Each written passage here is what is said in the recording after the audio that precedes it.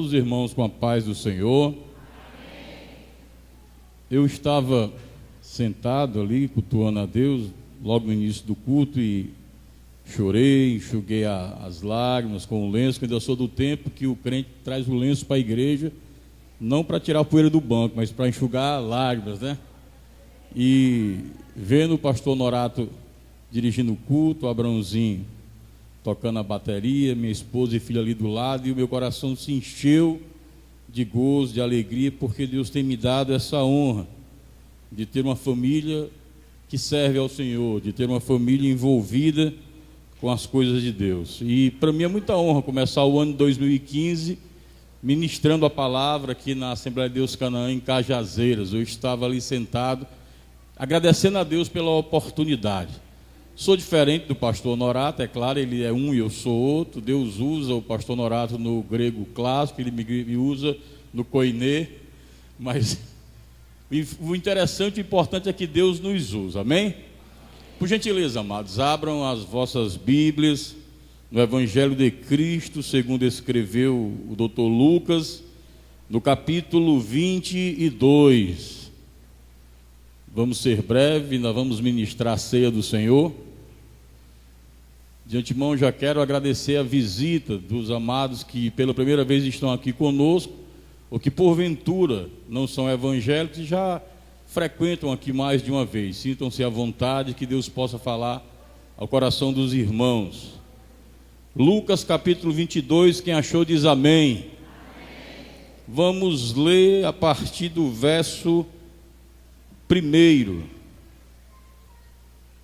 Estava, pois, perto a festa dos pães asmos, chamada de Páscoa, e os principais dos sacerdotes e os escribas andavam procurando como o matariam, porque temiam o povo. Entrou, porém, Satanás em Judas, que tinha por sobrenome Iscariotes, o qual era do número dos 12, e foi e falou com os principais sacerdotes e com os capitães de como lhe o entregaria, os quais se alegraram e convieram em lhe dar dinheiro. Agora passo para o capítulo 23, por favor.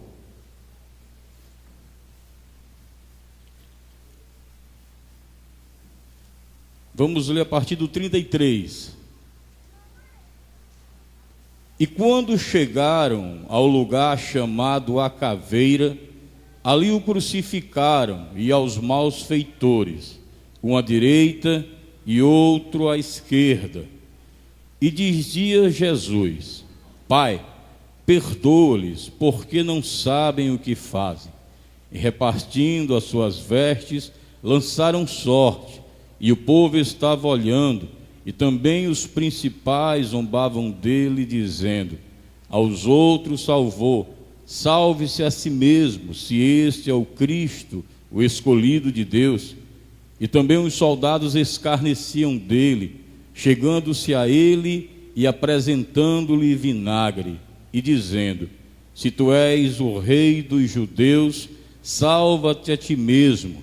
E também por cima dele estava um título, escrito em letras gregas, romanas e hebraicas: este é o rei dos judeus. E um dos malfeitores que estavam pendurados blasfemava dele, dizendo: se tu és o Cristo, salva-te a ti mesmo e a nós. Respondendo, porém, o outro repreendia-o, dizendo: tu nem ainda temes a Deus, estando na mesma condenação? E nós, na verdade, com justiça, porque recebemos o que os nossos feitos mereciam. Mas este nenhum mal fez, e disse a Jesus: Senhor, lembra-te de mim quando entrares no teu reino. E disse-lhe Jesus: em verdade te digo, que hoje estarás comigo no paraíso. Senhor nosso Deus e Pai, Deus de amor, Deus de misericórdia, muito obrigado, Deus, pela oportunidade de estarmos aqui neste primeiro domingo do ano de 2015. Meu Deus, estamos com a responsabilidade de ministrar, Deus, a Tua palavra.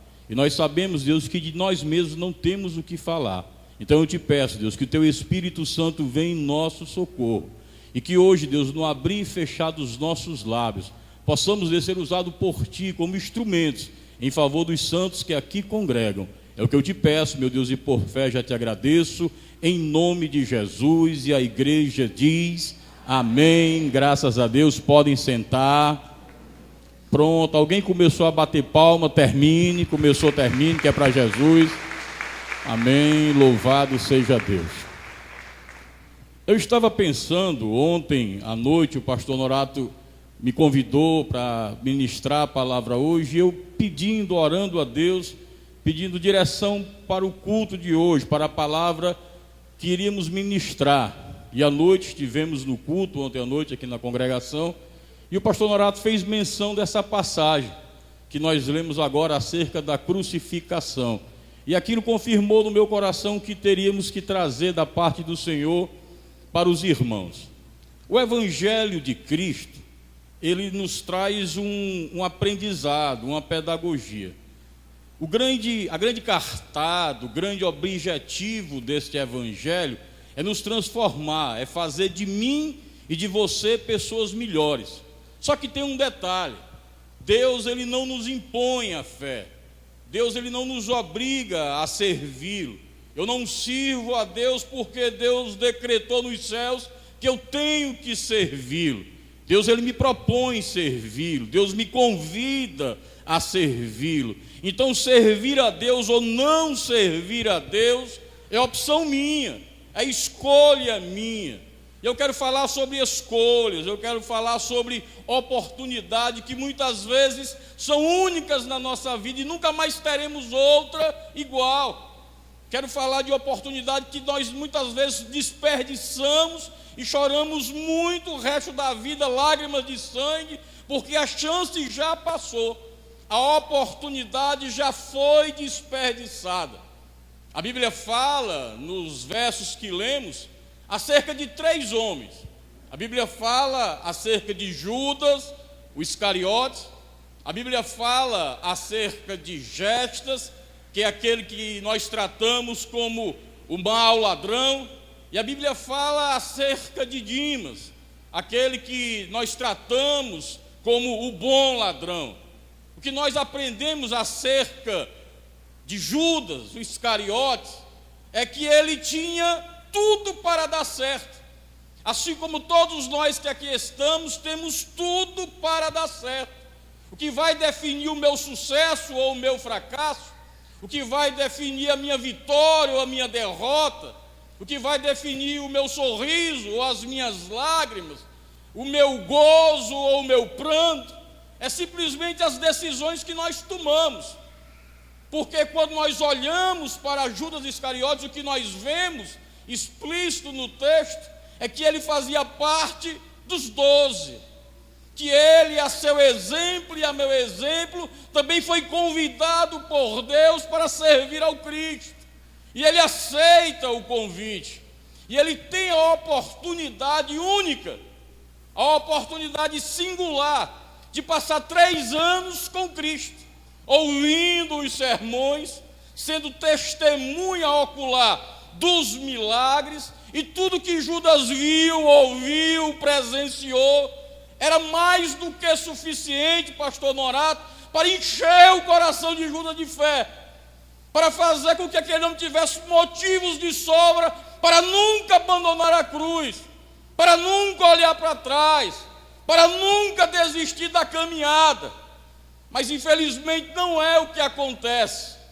A Bíblia nos diz que em um determinado ponto da caminhada do Cristo, Judas permite que o diabo entre em seu coração, e ele escolhe trair, e ele escolhe vender, e ele escolhe dar as costas.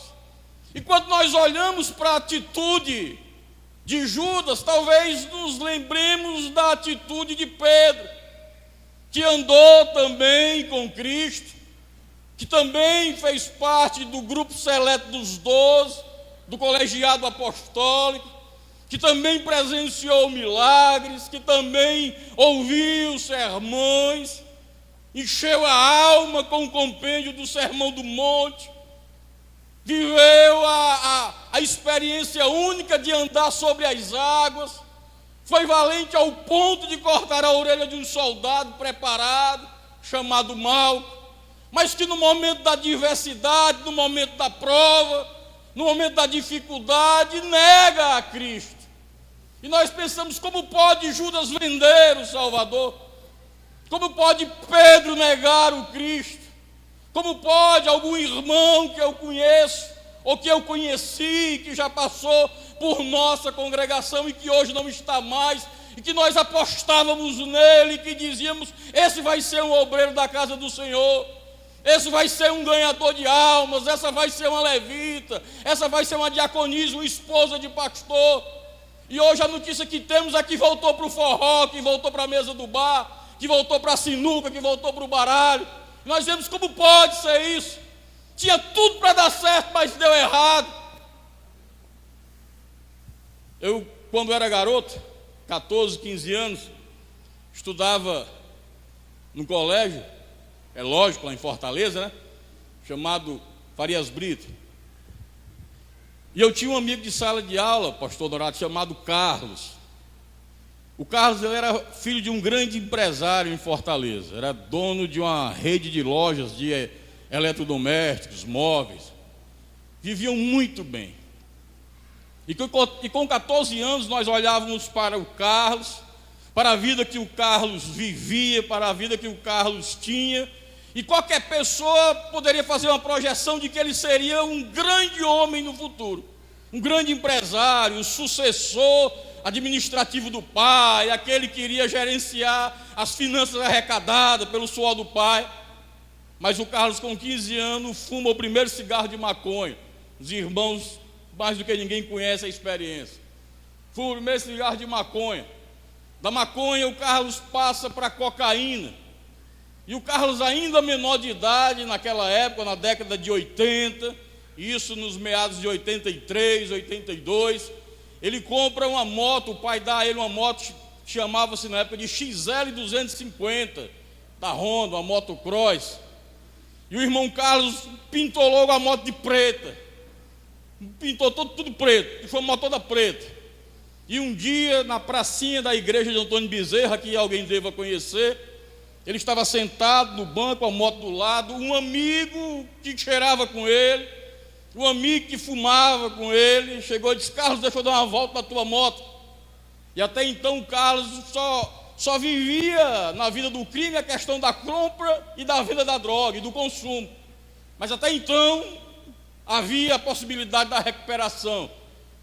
E ele disse: olha, eu vou te emprestar a minha moto. E o diabo agora usa a boca do Carlos, ele diz: mas se você cair, eu lhe mato. Tu sabe andar de moto? Ele disse: sei. Ele disse: pois vá. Mas já está sabendo, se cair eu lhe mato. Só deu tempo o rapaz subir na moto, ele não andou 15 metros, caiu. O Carlos levantou com a cabeça cheia de cocaína, pegou uma pedra de calçamento que pesava uns 3 quilos e esbagaçou a cabeça do amigo. Esbagaçou a cabeça do amigo.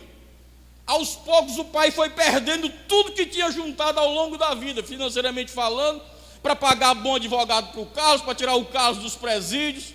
E por fim, o pai mandou ele para o interior do estado do Ceará, chamado Russas, aliás, Nova Russas. E lá em Nova Russas o Carlos tocou o terror. Fez uma gangue de motoqueiros que andavam de madrugada a partir de 9 horas da noite, cruzando as calçadas. Eles não andavam de moto na rua, eram nas calçadas da cidade, deixando a cidade polvorosa. E por fim o Carlos é preso. E quando o Carlos está preso, os homens da cidade se revoltam e dizem: vamos aproveitar a oportunidade. Agora o Carlos não era mais conhecido por Carlos, porque o diabo ele tem essa característica de mudar o nosso nome. Agora o Carlos era conhecido como Diabo Louro. O Diabo Louro estava preso, ele era louro, cabeludo. O Diabo Louro está preso, vamos matar o diabo. E os homens invadiram aquela cela e mataram o Carlos a soco, pontapés e pauladas. E eu lamentei muito a morte do Carlos, porque o Carlos tinha tudo para dar certo, mas deu errado. Olha para o irmão e diga: meu irmão, você tem tudo para dar certo, cuidado para não dar errado. Batam palmas para Jesus. Cuidado para não dar errado, irmão. Temos tudo para dar certo. Jesus Cristo, o Filho de Deus, morre na cruz do Calvário. Como bem disse hoje o pastor Dorato, Deus enviou o seu Filho aqui para essa terra, para morrer na cruz do Calvário, para que todo aquele que nele crê não pereça, mas tenha a vida eterna. A chance foi lhe dada, a possibilidade está em suas mãos. Agora quem decide é você. Diga para o irmão: ei, você decide, mas cuidado com as suas escolhas. Batam palmas para Jesus. Cuidado, irmãos, com as suas escolhas. Pedro nega. Vou terminar. Pedro nega. Mas a Bíblia diz que Pedro se arrepende verdadeiramente. Chora. Busca no coração um local de arrependimento. E um dia, a Bíblia diz que Jesus retorna ressuscitado. E eles estavam pescando. Pedro havia voltado para o cotidiano normal. Voltou para o barco, aquele que havia sido comissionado por Deus para ser pescador de homens, de almas. Agora voltou para a tilápia, voltou para Curimatã, para Traíra. Aí Deus olha para ele, Jesus olha para ele do barco e pergunta: tem peixe aí? Ele diz: não. Joga a rede para o lado direito. Diz que Pedro joga a rede, e quando puxa ele sente a pancada do peso do peixe. E ele diz: meu Deus, eu já vi esse filme. É Jesus quem está na praia. E diz que Pedro lança-se ao mar porque estava nu. E Deus diz: vem para cá. E ele sai. Quando chega na beira da praia, já viu um braseiro pronto. O peixe já estava sendo assado. E ali agora Deus, Jesus, começa a tratar Pedro. Aquele que havia negado. Aquele que havia vacilado. Aí Jesus pergunta: Pedro, tu me amas? E quando Jesus pergunta a Pedro se Pedro amava, a intenção de Cristo nunca foi passar em rosto a falha de Pedro. A intenção de Cristo nunca foi humilhar Pedro pela fragilidade de Pedro, porque Jesus sabia que Pedro é carne, porque Jesus sabia que João é carne, porque Jesus sabia que Honorato é carne, que nós somos frágeis, que a possibilidade da queda, a possibilidade do erro está constantemente ao nosso lado. A Bíblia diz que as misericórdias do Senhor é o que não nos faz ser consumidos. Então ali Jesus estava tratando com a alma de Pedro, preparando a Pedro para uma grande obra. Em contrapartida, Judas sente remorso. Judas não se arrepende, porque quem se arrepende muda. Judas não se arrepende, porque quem se arrepende tenta viver de forma diferenciada. E com a alma cheia de remorso, Judas comete suicídio. E não cabe a mim julgar o destino espiritual de nenhuma criatura de Deus. Mas eu particularmente questiono a salvação de Judas. Eu particularmente questiono que aquele homem seja candidato ao reino dos céus. Então, por favor, você tem tudo para dar certo. Pelo amor de Deus, não vacile. Pelo amor de Deus, não dê errado. Diga assim: pastor João, eu vou aproveitar a oportunidade. Eu vou ser salvo. Batam palmas para Jesus. Eu já sou salvo. Louvado seja Deus. Aí a Bíblia fala de Gestas. Gestas tinha tudo para dar errado. E deu errado. A vida de Gestas não chamava a atenção de ninguém. Era ladrão, malfeitor, vivia uma vida dissoluta, pecava deliberadamente, porque tem pessoas que pecam por prazer, tem pessoas que pecam na maior cara de pau. Ele sabe que está pecando, mas insiste em pecar. E muitas vezes esse pecador assumido, e muitas vezes esse pecador declarado no reino espiritual, está oculto na igreja, está oculto nas naves dos templos, muitas vezes oculto nas tribunas, nos púlpitos, pecando deliberadamente, brincando de ser cristão. Tem tudo para dar errado, e se não mudar, pastor Honorato, vai dar errado. Olha para o irmão e diz: ei, mude enquanto é tempo, ou você vai dar errado. Bota a palma para Jesus, mude enquanto é tempo, irmão.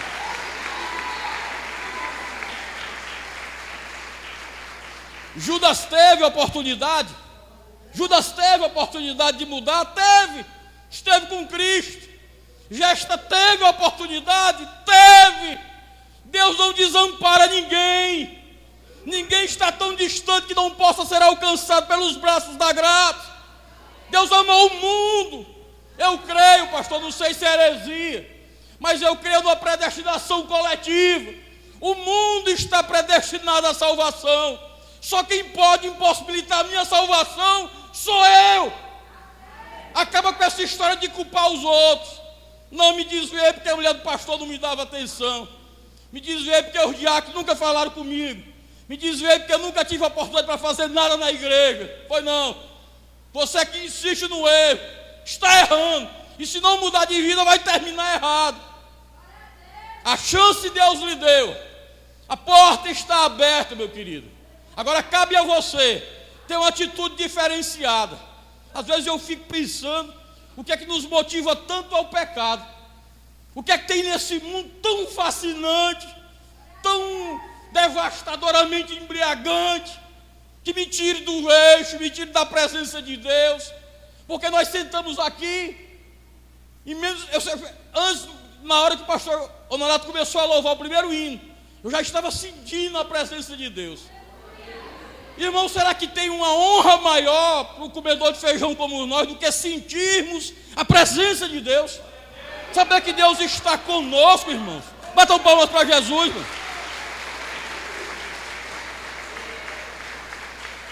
Por que é que nós trocamos isso por tão pouco, irmãos? Por que é que eu troco isso pelo Facebook, pastores? Por que é que eu troco isso pelo site pornô? Por que é que eu troco isso pelo cigarro escondido? Por que é que eu troco isso pelo sexo ilícito, fora do casamento? Por que é que eu troco a glória de Deus por tão pouco? Por que é que eu estou vivendo errado, vou insistir no erro? Porque existe, eu acho, 3 seres que sabem se eu vou para o céu ou para o inferno. Um sou eu, outro é o pastor Lorato, amém? Amém não, irmão. Amém não. Eu luto pela minha salvação, o pastor Lorato luta pela dele, como os demais pastores. Mas Deus sabe se você vai para o céu ou para o inferno, porque Ele sabe o que você tem feito. Ele está lhe olhando 24 horas, Ele conhece o seu cotidiano. Tem outro ser que sabe se você está aproveitando ou não a oportunidade do Calvário, porque o Calvário foi uma oportunidade dada à humanidade, e Deus sabe se você está aproveitando ou não essa oportunidade. Mas o diabo também sabe. O diabo sabe o que é que você tem feito. O diabo sabe se você serve a Deus ou a Ele. Pergunta para os irmãos: ei, para pensar, essa semana, o que você fez, agradou a Deus ou ao diabo? Diga-se, cuidado para não dar errado. Batam palmas para Jesus, cuidado para não dar errado, irmão.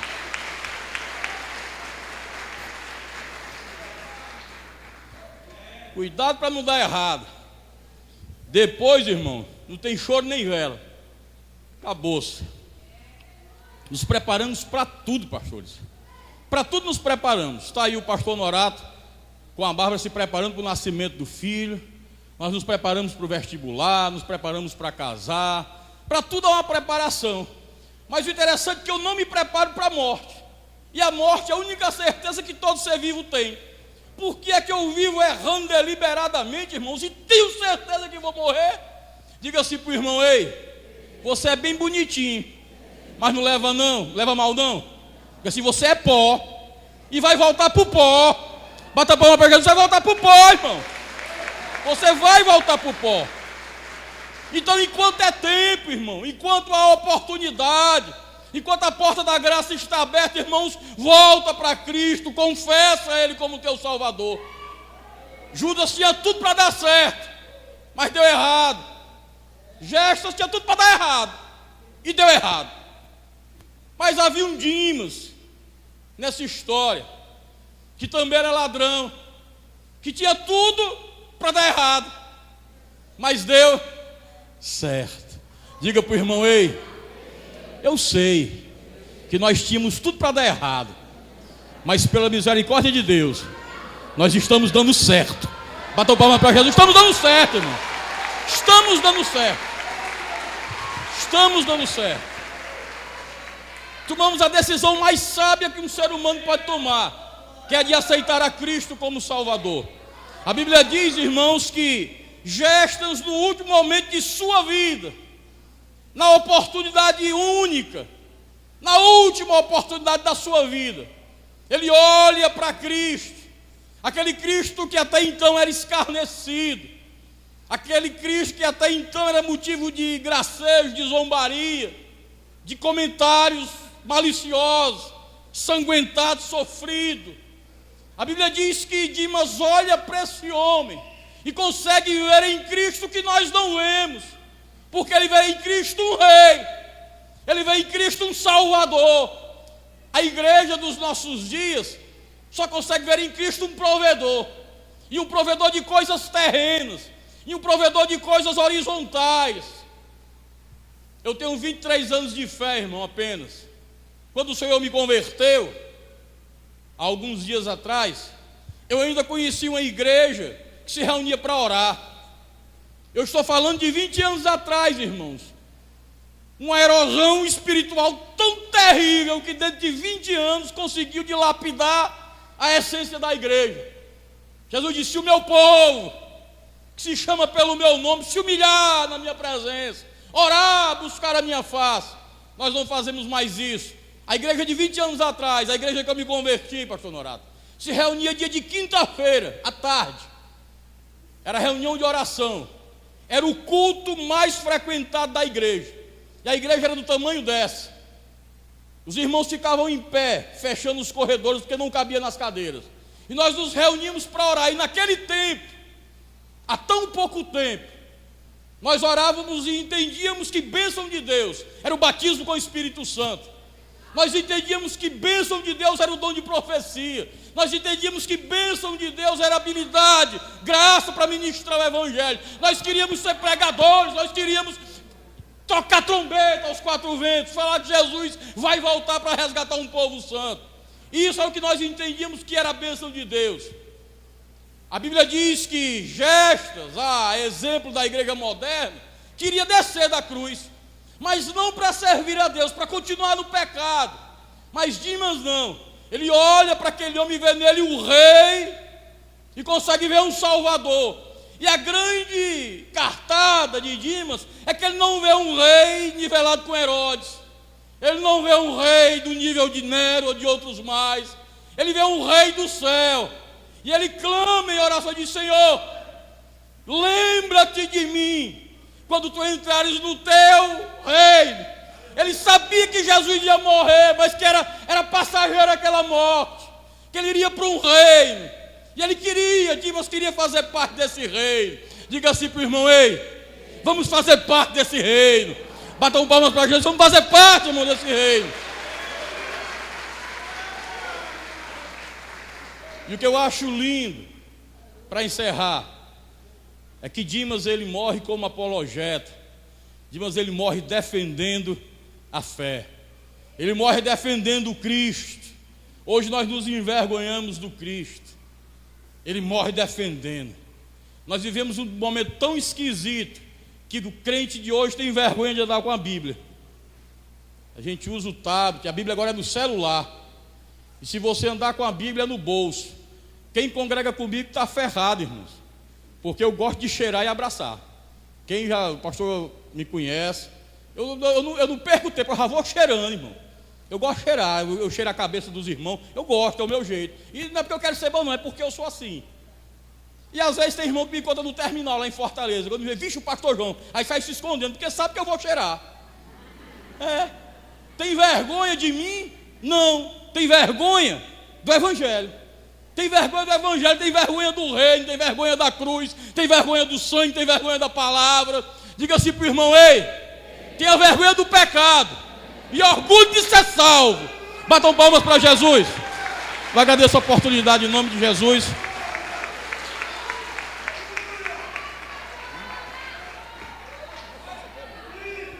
Amém. Vamos ficar em pé, amados, em nome de Jesus. Vamos ficar em pé. Diga para o irmão que está ao seu lado: meu querido, a decisão é sua. A oportunidade muitas vezes é única. Meus queridos, a Bíblia diz que em um determinado dia Deus usando o seu servo, diz: eis que hoje eu coloco diante de vós a bênção e a maldição. Quem aqui ser amaldiçoado, quem quer ser amaldiçoado, diz amém. Não, opa, só tem um, mas você vai ser abençoado hoje, em nome de Jesus. Mas não tem quem queira, o bicho é porque se enganou. Não tem quem queira ser amaldiçoado. Todos nós lutamos para ser abençoados. E Jesus morre na cruz do Calvário para nos autenticar, para nos garantir essa bênção, irmãos. Mas como eu falei no começo da mensagem, Ele não me obriga a servi-lo, Ele não me obriga a ser fiel, Ele não me obriga a ser cristão, Ele não me obriga a confessá-lo como Salvador. A escolha é pessoal, a escolha é minha.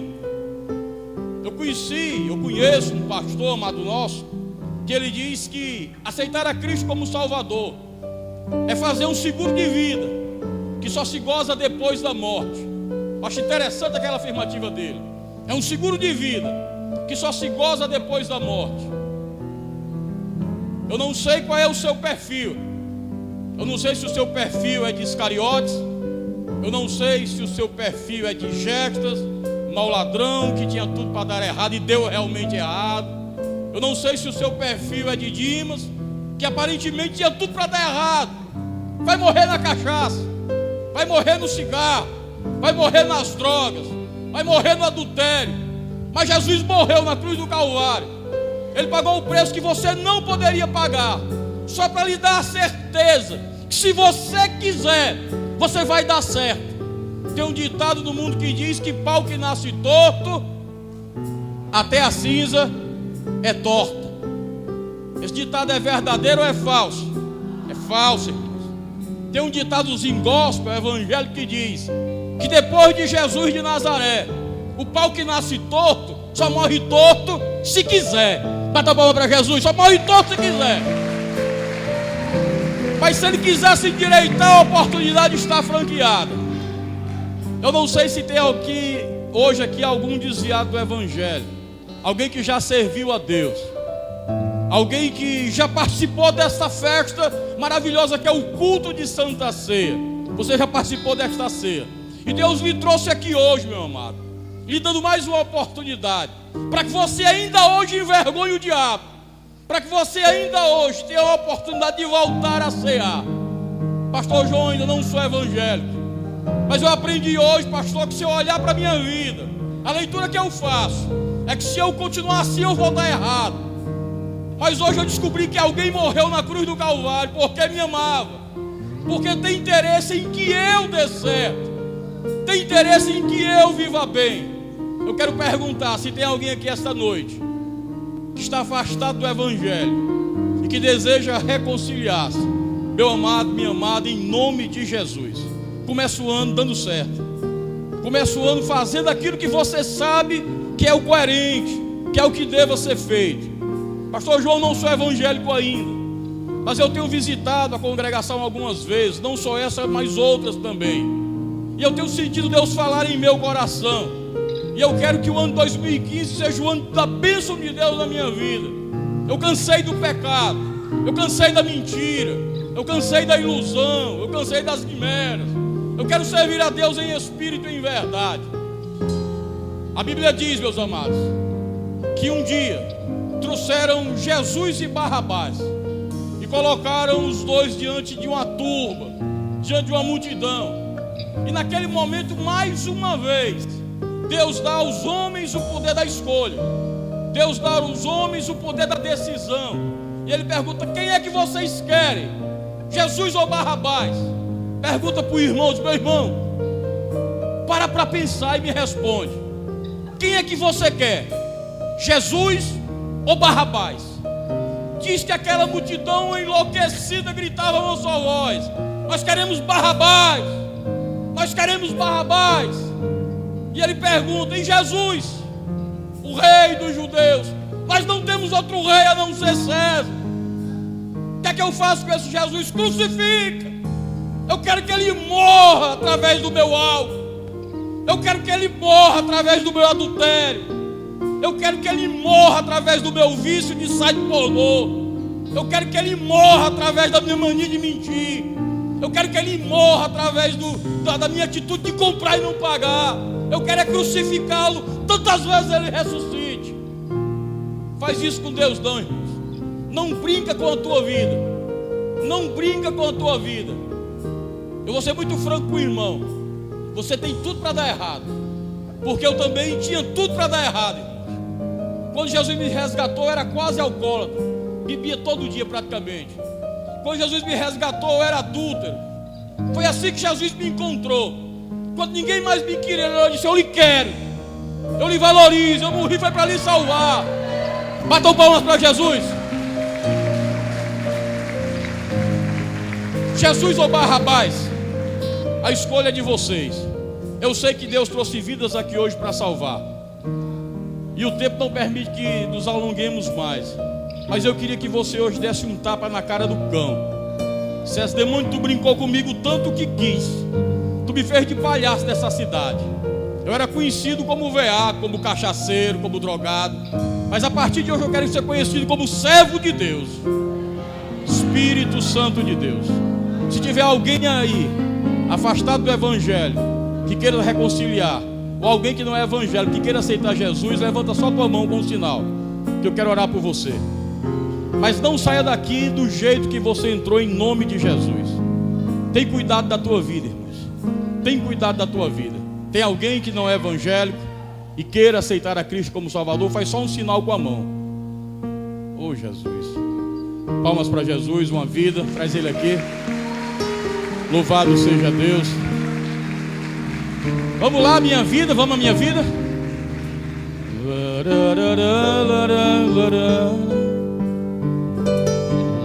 A minha vida é do Mestre. Meu coração é do meu Mestre. De quem é a tua vida? De quem é? O meu caminho é do Mestre. Minha esperança é meu Mestre. A minha vida é do Mestre. Meu coração é do meu Mestre. O meu caminho